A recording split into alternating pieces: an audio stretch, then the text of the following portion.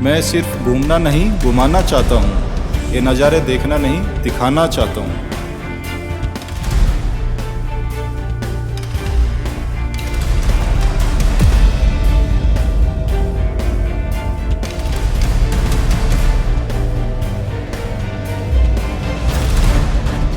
Hello guys भाई, आज हैं हम गुड़गांव में। जैसा कि आपको पता है, हम अपना विंटर लद्दाख पूरा ट्रिप भाई घूम घाम के आए हैं। हमारा ट्रिप था 10 से 11 दिन का और भाई पूरा मजा किया हमने सारी चीज़ कोशिश करी आपको दिखाने की, बताने की, समझाने की किस तरह से आप प्लान कर सकते हैं अपना ट्रिप को। जिस तरह के हमने भाई अभी हम गए थे ट्रिप पे, गाड़ी में स्टे किया था हमने, आपने देखा सारी वीडियो भाई पूरी मस्ती करके आए हैं। मैं एक बात आपसे शेयर करना चाह रहा हूँ, कितना किलोमीटर हमने ड्राइव किया वो कि आपको दिख ही गया होगा थंबनेल पे।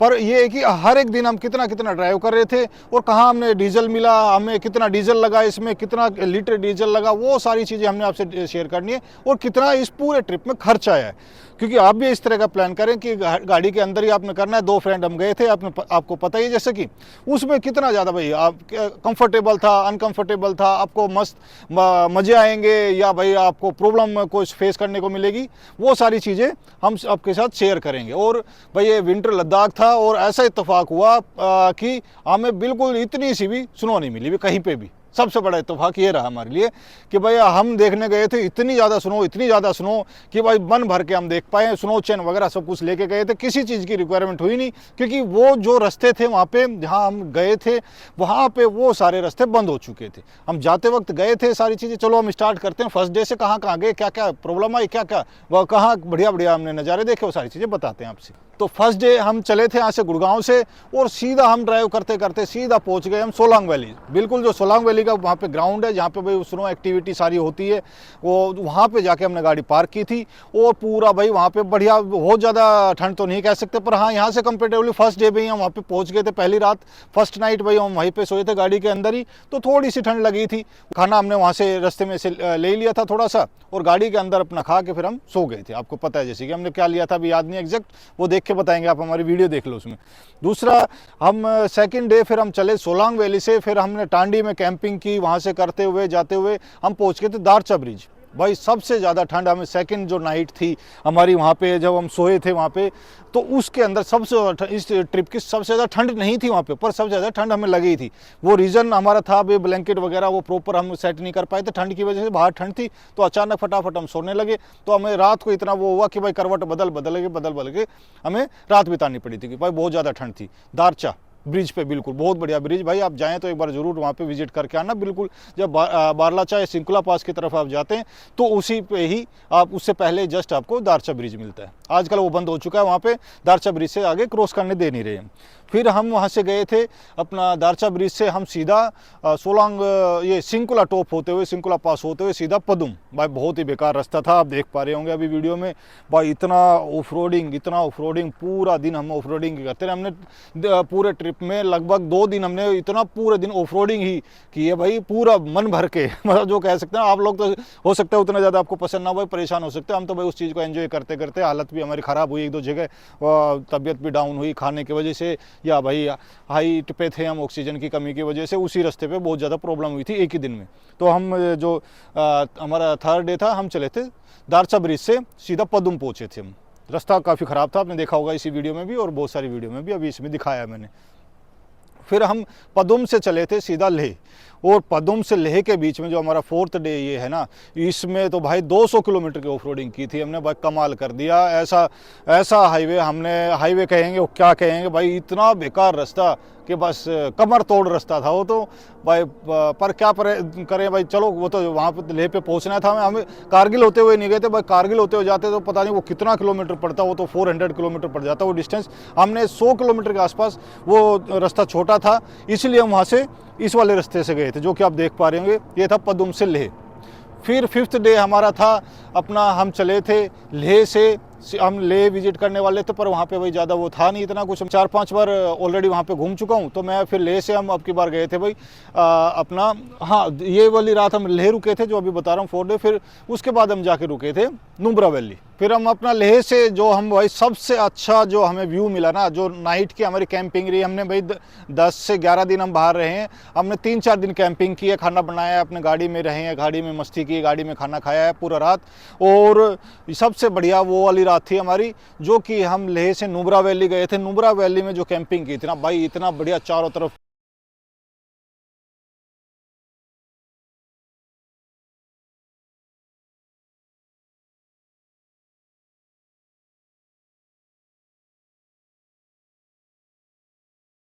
तो अपना हमने वहाँ पे बढ़िया कैंपिंग की। और बढ़िया उसकी सुबह जो मॉर्निंग थी ना वो तो सबसे बेस्ट से बेस्ट थी, वो आप देख लो। उसके बाद हम अपना निकले थे इससे नुब्रा वैली से डायरेक्ट हम पहुँचे, फिर दोबारा वापस ले, फिर हमने लेह में स्टे किया।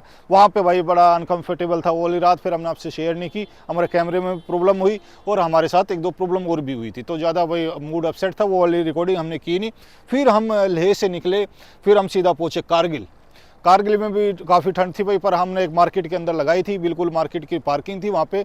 भाई कारगिल से फिर हमने रात को वहाँ अपना करके कैंपिंग, वहाँ पे वो कैंपिंग नहीं थी की थी बस, हाँ जस्ट हम सोए थे वहाँ पे गाड़ी में। डे 8 भाई हमारा स्टार्ट हुआ। अब अपना जैसे कि मैंने बताया, कारगिल से हम पहुँचे सीधा डल लेक। डल लेक के बिल्कुल वहाँ पे हमने भाई लोकेशन हम सर्च कर रहे थे, रात को प्रॉपर उस तरह से मिली नहीं, पर जैसे भाई मार्केट वगैरह सारी खाली हो गई थी, जब सारे टूरिस्ट या वहाँ के टूरिस्ट तो इतने ज़्यादा थे ही नहीं, पर सारी पब्लिक जो सो गई थी, उसके बाद हमने बिल्कुल डल लेक के वहाँ पे गाड़ी पार्क की।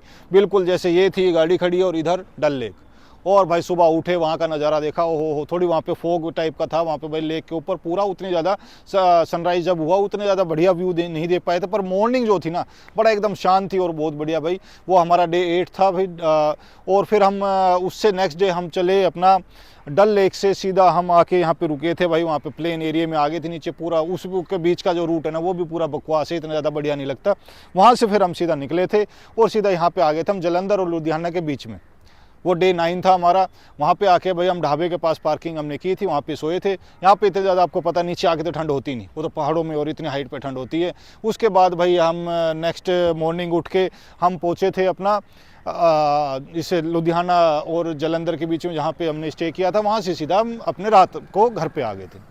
अब ये सारी कहानियाँ तो ये थी कि हमने कितना कहाँ से कितना, ये पूरा हमारा ट्रिप था हमारा 2800 किलोमीटर का। 2800 किलोमीटर हमने ड्राइव किया, बड़ा कंफर्टेबली ड्राइव किया, कोई प्रॉब्लम नहीं, कोई टेंशन नहीं। हाँ एक प्रॉब्लम हमारे साथ हुई थी, ये वाला टायर है, आ जाओ जी दिखा देते हैं।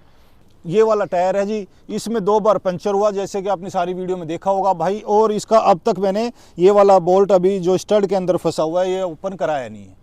वो ऐसा हो गया था, वो जैक पाना मतलब वो पाना टाइप का जो था भाई, वो एक टूट भी गया था, दूसरा लगाया उससे वो पूरा स्लिप हो गया था, वो चीज़ रिपेयर हो ही नहीं पाई उस वजह से। और भाई यहाँ पे मच्छर वगैरह ज़्यादा थोड़ा सा नज़र आ रहे होंगे, तो थोड़ा कॉम्प्रोमाइज़ कर लेना। और वो अभी तक खुलवाया नहीं है, तो आज हम निकले हैं मार्केट में। आज अगर कुछ हो पाएगा तो ठीक है, नहीं तो कल तो इसका सोल्यूशन करा ही लेंगे।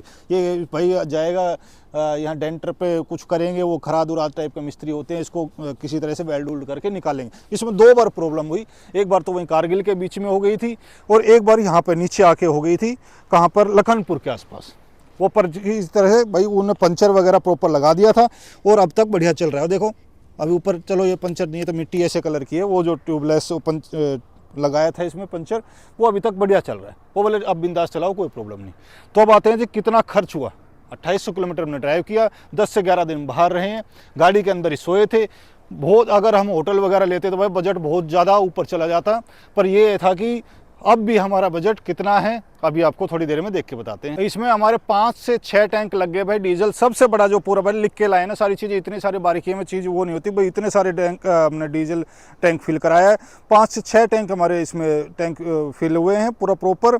और हमारा डीजल इसमें लगा था 21,776 रुपीज़ का, जो कि हमने फिल कराया। हाँ इसमें 1000 रुपये का इस अंदर था इसमें, जो कि हमने रास्ते में डलवाया था इधर मूर्थल के आसपास आके, 1000 रुपीज़ का इसमें बच गया था। तो आप लगा लीजिए 20 से 21,000 के ये था, हाँ 22,776 का टोटल लगा था। और जो इसका अनुमान मैंने कैलकुलेशन किया, ये 22,000 का एग्जैक्ट इसमें डीजल लगा हुआ, 21,500 से 22 के बीच में। और टोटल इसमें डीजल हमने फिल कराया 240 लीटर, 10 लीटर के आसपास इसमें बच गया होगा, तो लगा ले 230 लीटर हमने इसमें यूज़ किया, 230 लीटर और कि 2800 किलोमीटर। तो आप ये लगा लीजिए अप्रोक्स 22,000 का इसमें डीजल लगा है। और एवरेज इसने भाई बहुत मेरे हिसाब से, मेरे अकॉर्डिंग बहुत अच्छी दी है। इतने पहाड़ों में इतना ऑफ रोडिंग की, 2-3 दिन तो हम टोटल ऑफ रोडिंग करते रहे। 2800 किलोमीटर में मेरा अनुमान ये है कि हमने 400 से 500 किलोमीटर तो ऑफ रोडिंग ही की होगी, ऐसा रास्ता था, ऐसा वहाँ पे भाई। उस हिसाब से इसने 12 पॉइंट समथिंग की एवरेज दी है भाई, बहुत बढ़िया। मैं बड़ा खुश हूँ। बहुत लोग कहते हैं 15 की देगी तब खुश होंगे, 16 की, भाई मैं 12-13 में भी बड़ा खुश हूँ इसमें। अगर यहाँ पे तो इसे 10-11 देती लोकल में थी, उसमें वहाँ पे 12-13 के आ गई, बहुत बढ़िया। तो टायर ओवर साइज है जो भी है, और हमारा थोड़ा सा हमने मॉडिफिकेशन करा रखा है, वेट बहुत ज़्यादा है इसमें। तो ये तो डीजल का हो गया। 15,500 रुपीज़ हमारा जो कैश था वो सारा खर्च हुआ है, जो कि वही कुछ खाना है, पीना है, रहना है, इसमें जो भी हम बना रहे थे, जो भी कर रहे थे, इधर छुट करके देख लो 15 से 16,000 रुपये तो ऐसे हमारे खर्च हो गए थे। और टोल टैक्स हमारा लगा 1500 रुपये के आसपास का। ज़्यादा डिटेल में हम नहीं जाएंगे भी, हमने कितना किस रात को कितने का खर्च किया, कितना कहाँ पे क्या खरीदा, क्या खाया, वो सारी चीज़ें आपको पता ही है भाई। बहुत ज़्यादा हमने खर्च नहीं किया, नॉर्मल सा हमने खाना खाया। कहीं पे भी हम खा रहे थे तो वही 200-250 के 3 मतलब 300-400 के अंदर कोई भी हमारा मील है, डिनर है, लंच है, ब्रेकफास्ट है, उसके अंदर अंदर हमारा दोनों का हमारा खाना हो जाता था। हाँ, ये कि 15-16 हज़ार का वो खर्च था, और डीजल बताया मैंने आपको 22,000 का, और छोटे मोटे खर्चे होंगे तो मैंने ऐसा ज़्यादा अनुमान लगाया नहीं। तो ये सारा कैलकुलेशन करके 38,700 समथिंग होता है। आप ये लगा लीजिए कि 40,000 के आसपास का हमारा ट्रिप रहा है। और कुछ हमसे स्किप हुआ होगा तो हो सकता है भाई अभी ध्यान ना दिया हो हमने, तो हम वो मेंशन कर देंगे वीडियो के बाद में अभी कैलकुलेशन करके। पर ये कि 40,000 का ट्रिप मेरे हिसाब से 10 से 11 दिनों का काफ़ी बजट में रहा है, क्योंकि हमने ज़्यादा होटल वगैरह का वो खर्च नहीं हुआ हमारा। क्योंकि अगर हम कहीं पे भी एक दिन भी स्टे करते तो 1000 से 1500 दिन का तो वो हो ही जाता। एक दिन किया था हमने, जैसे कि दिखाया आपको, जब तबीयत ख़राब हुई थी हमारी, तो जब तो फिर चला जाता 50 और 60 के बीच में।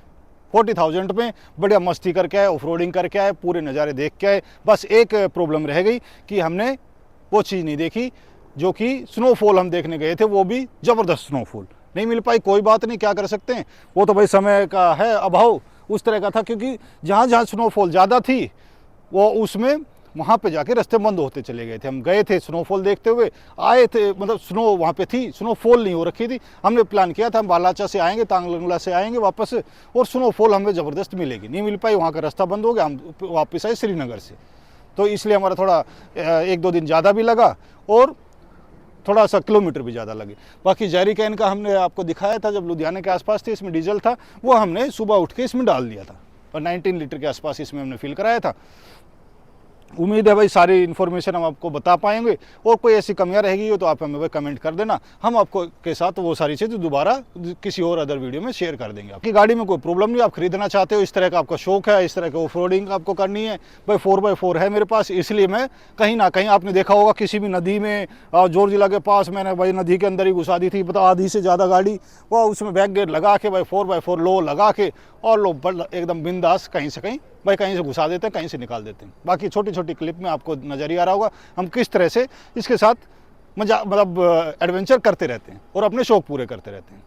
तो आपसे मिलते हैं जी नेक्स्ट वीडियो में, तब तक के लिए stay safe, stay healthy, drive safe, Bharat माता की जय।